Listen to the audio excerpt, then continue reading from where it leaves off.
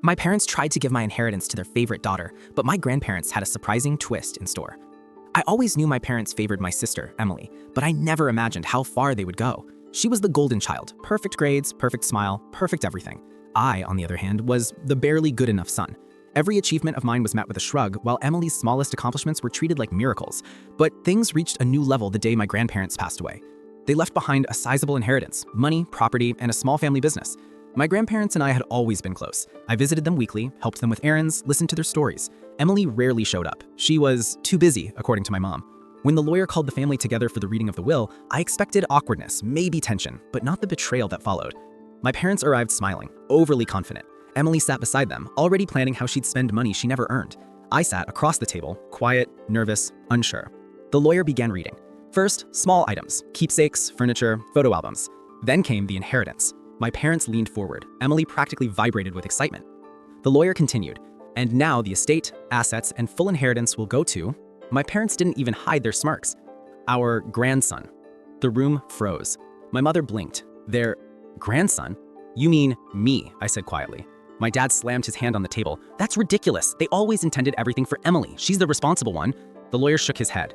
The will was updated recently. They made their decision very clear.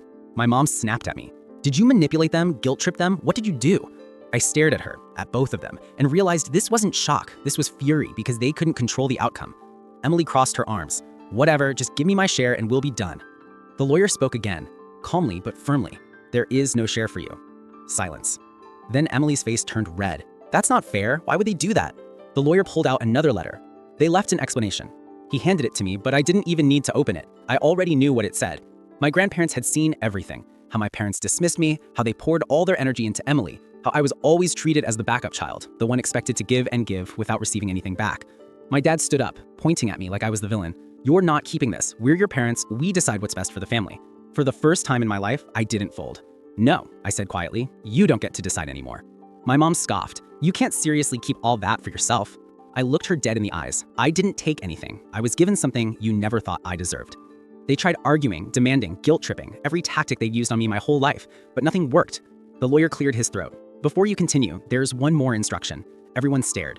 Your parents are legally barred from accessing or influencing any part of the inheritance. Your grandparents insisted on that clause. My parents' faces went pale. A twist, a final protection. One last act of love, my grandparents had shielded me even after death. Emily stormed out. My parents followed, furious, sputtering threats they had no legal power to back up. I stayed seated, holding the letter my grandparents wrote. It simply said, we saw the real you when others refused to. This is not a reward, it's a recognition. For the first time, I felt seen.